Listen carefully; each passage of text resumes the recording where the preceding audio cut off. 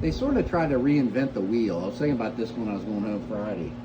They, you know, most vans, well, Dodge kind of invented the minivan back in the early 80s, you know.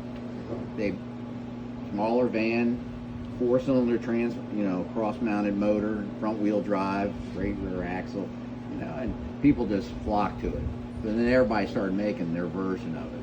And even Toyota and all, they made another version first, where you sat out over the front wheels and all, and Mitsubishi made one, and Nissan, where instead of the wheels being out front, the front wheels being out in front of the driver, like that one, or most, you know, everything.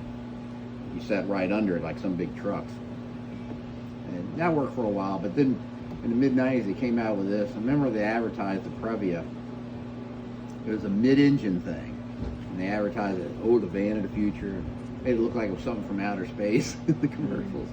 But, well, you may not understand how it, but mid-engine makes the engine and transmission like the heaviest thing in a vehicle. So where they are can make a difference in how the thing handles, you know, for the weight distribution as you go around turns. Something's if you take an engine, trans, and mount it kind of mid of the vehicle, then it's evenly spaced when you go around turns and stuff. But to do that, they had to still had a straight rear axle, rear end, and drive shaft, and that was actually all-wheel drive. It had a drive shaft going to front. Well, then all the motor and everything, of course, okay, what's going to power your power steering, your air conditioning, and different other things that normally is just powered by a belt right off the motor? Well, couldn't fit all that under there, so they had all that up front and had a separate drive shaft going for that powered all that. There was a lot of stuff. It only went for like 3 years.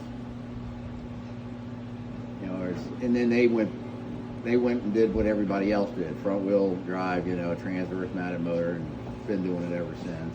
Made other modifications to the body and stuff.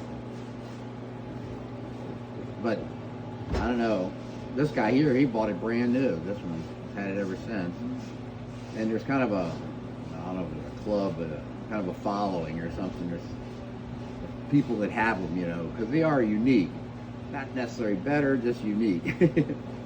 One thing, also it's old enough that the first minivans only had a sliding door on the passenger side. That one doesn't. The two minivans we had in the past, the Mitsubishi, and later we had a used Chrysler one.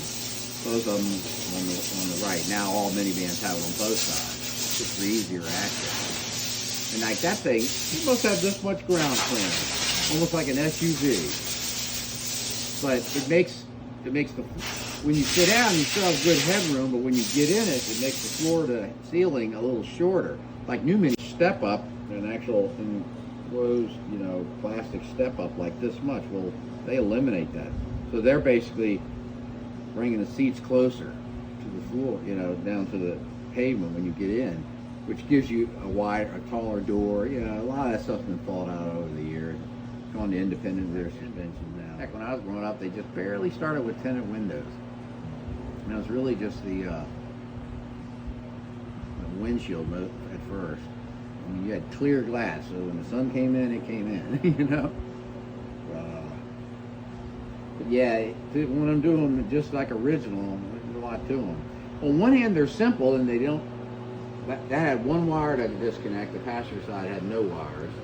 They're not electric, nothing, you know, they don't have all the hair bag, so they're simple in that way.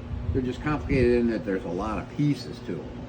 And and then they even added to it with this thing here, the way it goes around the side. Technically, you don't unbolt the backrest from the cushion. It kind of is different the way they did that. So just more intricate details in how it was done.